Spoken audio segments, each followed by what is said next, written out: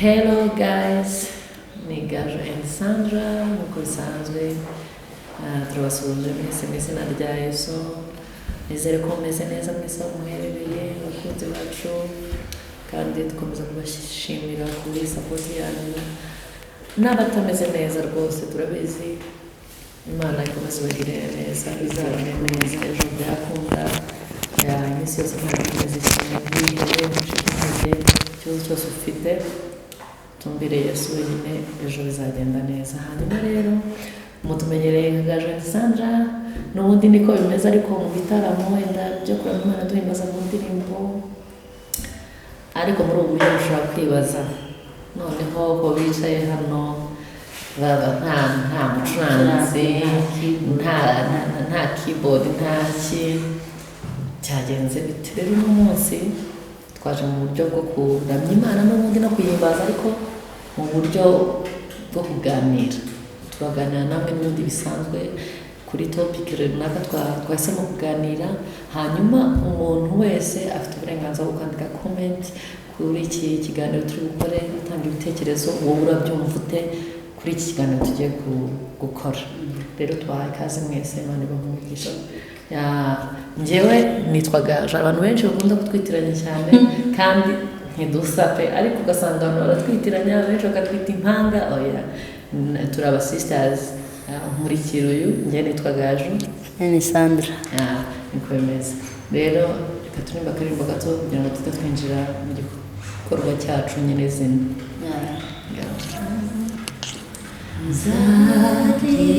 Nzaririmba kuzuka kwe, n'impamvu yo kwizera kwanjye, Yesu umucunguzi, ntare ya Yuda, niyerekana nzimana nawe.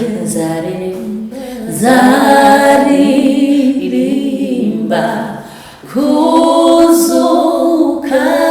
kwe, n'impamvu yo kwizera kwanjye, Yesu umucunguzi, ntare ya Yuda, niyerekana nzimana nawe. Imana ibamugisha. Hanyuma Sandra, katubwire rero topic tugiye kuganiraho, sangiza abakunzi bacu. Inshuti zacu, rero topic yacu y'uyu munsi ni ukuganira hejuru n'ubundi y'umurimo dukora w'umuririmbyi. Ese ni iki kintu, ni iyihe nkingi umuririmbyi yagakwiye kuba afite cyangwa yegamyeho? Umuntu nyine, abaririmbyi bakunda kwibesha ko nyine uririmba ni ibintu bisanzwe, cyangwa se ni ibintu ni impano nyine, mbese umuntu akumva ari ibintu bisanzwe, ariko ikintu cyose kigira ikintu kigikomeza. Njyewe numva kuba uri umuririmbyi, mba numva inkingi ya mbere ariyo y'amasengesho. Iyo uri umuririmbyi usenga, nta hantu na hamwe utagera. Ariko iyo uhabikora gusa bikaza, ejo biza bishira, abantu bakanibaza ese umuntu ko yari umuririmbyi ukomeye, se byagenze? Uzarebe n'ikimera, iyo uteye nk'ibigori cyangwa se ibishyimbo cyangwa ikindi kimera icyo ari cyo cyose, gisaba ngo ugifumbire. Iyo utagifumbiye cyo kuma. Ikintu rero kiza gifumbira umuririmbyi akaba umuntu ukomeye, yani indirimbo ze zikagera kure cyangwa se zigafasha n'abantu mu buryo bw'amasengesho. Gasenga, kandi ngo gusenga ngo ni intwari ikomeye, ikoreshwa no mu ntambara. Niba ufite n'ibibazo, iyo usenze bya bintu byawe byose biratungana uko wasenze, ntabwo ibintu biza bipfa gusa kwikora. Rero inkingi ya mbere y'umuririmbyi, abaririmbyi badukurikiranye, yego umuntu afite uko abafite ibintu by'uko babitwara, ariko njye numva mu buryo bwo kuririmba twagakwiye gushyiramo ikintu cya mbere, gusenga. Gusenga njye numva ibyo byadufasha gusenga. N'ikindi gusoma n'ijambo, kuko uririmba gusa nyine haba impano, ariko ugomba no gukorera icyo kintu kikaza gisa neza, kimeze neza, n'abantu babibona bakabona ko ni ibintu bitapfuye kuza gusa. Nko gusoma ijambo ugasenga, ni ibintu bijya byubaka umuririmbyi. Uzanarebe hari indirimbo nyinshi, hari abantu benshi pe, wenda ntabwo simvuze abantu bose muri rusange, ariko majority abenshi yumva niba ari umuririmbyi ni impano. Wenda ntituvuga ku bantu ba sekira, kuko ntabwo wenda ngiye kuvuga ngo amavuta yabo ni iki, ariko amavuta y'abantu baririmba gospel. Ntabwo wenda twavuga ngo umuntu usenga ugatitiriza ukagira gute ngo nibwo impano yawe.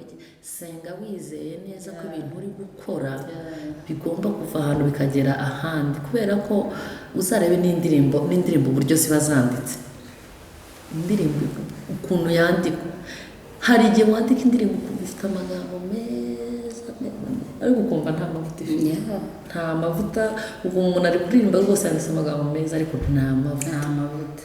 Kandi rwose ukumva afite n'ijwi ryiza, ariko nta mavuta. Rero gusenga nk'uko mugenzi wanjye yabivuze, niyo nkingi yonyine ushobora gushingiraho ukavuga ngo ibintu ndi gukora ndabizi neza bizagera ahantu, kubera ko nishingikirije ku Mana.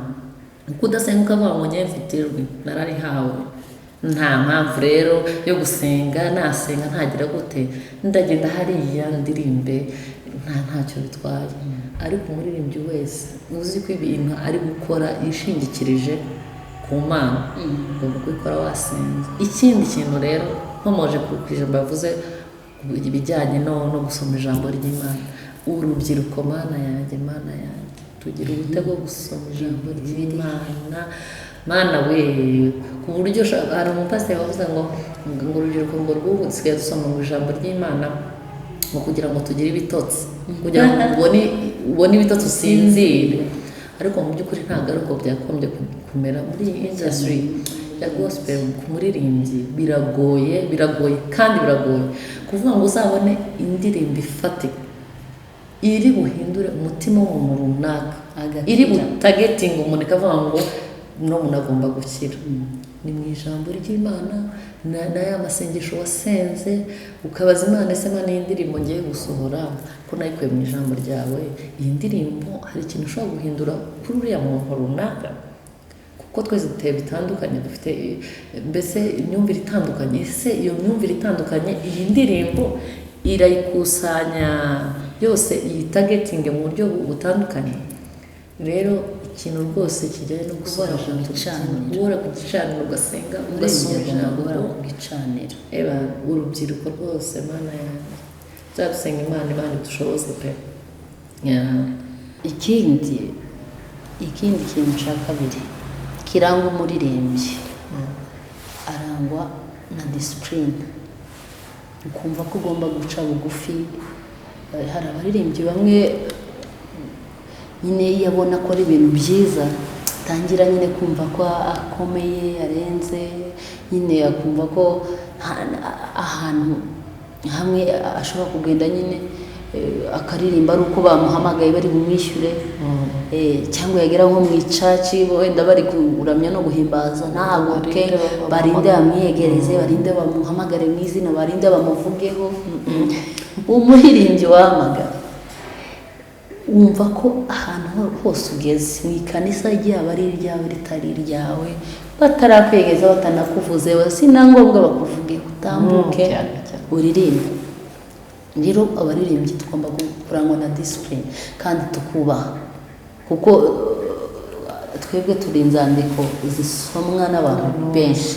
Aho uciye kuba uri umuririmbyi ugomba kuhaca neza, ugacaho ugaca neza imyitwarire y'umuririmbyi ukagira imyitwarire myiza nico cagiha amavuta kuguma kuko uhora ku gicaniro ariko yo ucaho ngo dore muririmbyi wamubonye ngo zagenze gutya ikera amavuta yawe aba hayashira rero buri muririmbyi abadukurikirana buri muririmbyi mugerageze mugire discipline cyo twubaha aho ugeze hose wisange nta muririmbyi ujye w'umushitsi ubundi kirazira muririmbyi nta namwe ahejwe nose wagenda ntaho bakwima mikoro utarinze ngo akwiyegereze utarinze ngo baguhamagare ngo hano bimeze gutya na gutya hari abaririmbyi bamwe twigeze kwiyambaza twari dufite igikorwa kandi igikorwa gisanzwe ari concept yo kubakinga turavuga ngo badufashe nyine ataransubiza namwandikiye ngo ese ngo nangahe muzondo kandi abaririmbyi ikintu mboneraho nababwira abaririmbyi bagenzi banjye mumenye gufatikanya mumenye gushigikirana niba gaje akoze igikorwa mushigikire niba ari ahantu batubwiye ngo ko tubakeneye tugende uko umutima w'uri bumubwire ibyo ni ibyiwe ariko umuntu niba kwiyamaje yumva ko agukeneye mu gikorwa cye banza ugende kwanza umufashe kuko nyine nicyo tubereye abaririmbyi ntabwo tuvuge nka minisiteri runaka idukeneye nko muri clip yabo siho ngo tubabwire ngo se ngo muraduha genda reka tugende tubafashe